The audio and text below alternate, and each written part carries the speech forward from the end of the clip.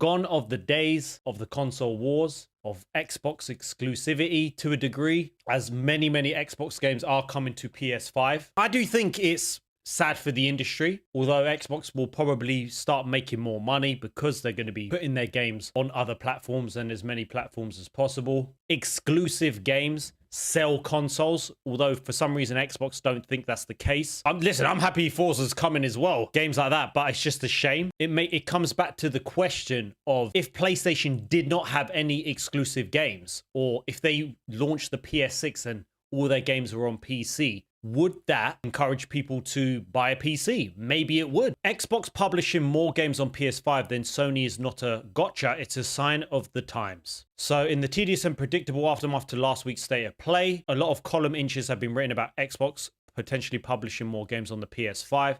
It makes a dramatic headline on which paints PlayStation as a complacent competitor, coasting while it soaks up the rewards of its rivals' imploding console business. It's also something this author saw coming at the start of the year. I think Microsoft will be PS5's biggest publisher in 2025. Since then, the Redmond firm has announced Forza Horizon 5, Age of Empires 2, Age of Mythology for Sony system. The rumor as well says Hellblade 2, we've spoken about this, Gears of War trilogy, Halo, the Master Chief Collection, and more we don't even have time to list, as well as Forza, with the trillion-dollar tech titan not only bringing new titles from its portfolio, but also porting old ones. But the idea that Team in Green is outperforming PS Studios on its own platform grates a little. No one makes these comparisons for other third-party firms like Take-Two or Sega, two publishers which also look poised to have particularly prolific years on PS5. Obviously, we've got Indiana Jones coming this year. Very excited to play that. In fact, while the very idea of Xbox gaming studios bringing more titles to PlayStation than Sony itself makes for an eye-grabbing headline.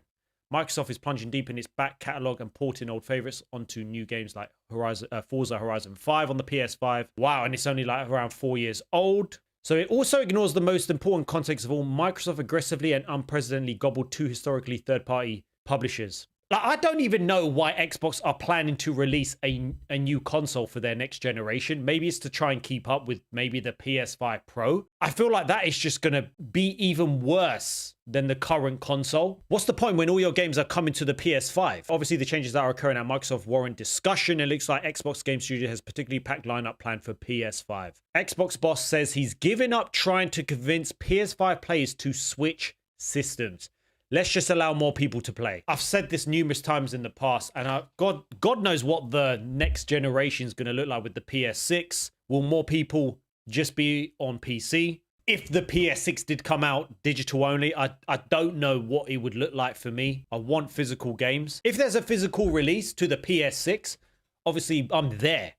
I've been buying and playing PlayStation for years. I love the console. I love the games. I love having physical games. I don't think PS6 will be discless. I just don't think it can. Ever-growing library. They have to do what they did with this one. Xbox, Phil Spencer says he's given up trying to convince PS5 owners to switch to Microsoft because why? I'm not trying to move PS5 players over to Xbox anymore. We're also invested in where our games are. Let's just allow more people to play. During its attempts to acquire Activision Blizzard, Spencer told Quartz that every time Microsoft sold a game on the PS5, Sony would pocket 30% of the income and use it to cut deals with third-party publishers, blocking the release of those games on Xbox. The 30% fee applies to all third-party publishers releasing their games on PlayStation and is generally considered an industry standard for any platform holder. So as the company brings more and more games to PlayStation, Spencer was asked if he still feels the same way about the effectively lining Sony's pockets with his own company's software. It's maybe not what I was going to say during the Activision Blizzard trial. At the time, I would love to make all of the money for all of the games that we ship right now.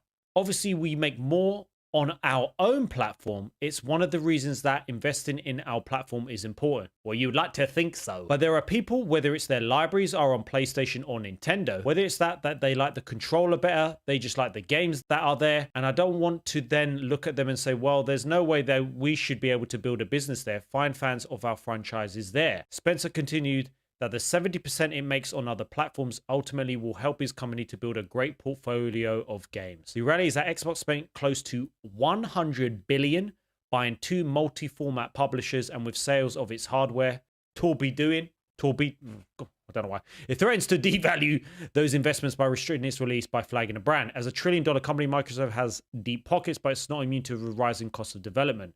And considering Game Pass has also affected full price software sales in its ecosystem, that's the thing. They make nothing. I don't know how they say that they would make more money on their own platform when they just have Xbox Game Pass.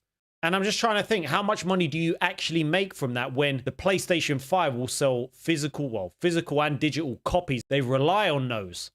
I feel like that's much more profitable. Like, going back to the question we spoke about is, does games sell consoles, exclusive games? I would like to think so, for sure. Why do you think I would want to buy the PS3, the PS4? It's because I saw games like Uncharted, and I was like, whoa, that was the first one. I was like, wow, no, I need a PS3 because I want to play that game. And because I always knew that PlayStation had those exclusive games or amazing story-driven games, if everything was on everything, personally, I would still want to buy a PS5 just because I'm in their ecosystem. I'm sold on their ecosystem. I've got loads of my physical games. Obviously, Xbox will be making a lot of money. That's for sure. They will be making a lot of money like from selling their games on PS5. That's going to be massive for them. But we're at that time now. So it's going to be interesting to see what the PS6 does. Will they release games and exclusive PlayStation games straight onto PC day one? Or will they continue doing what they're doing maybe like a year later it comes to PC? Or will they narrow it down to 6 months? You don't really know.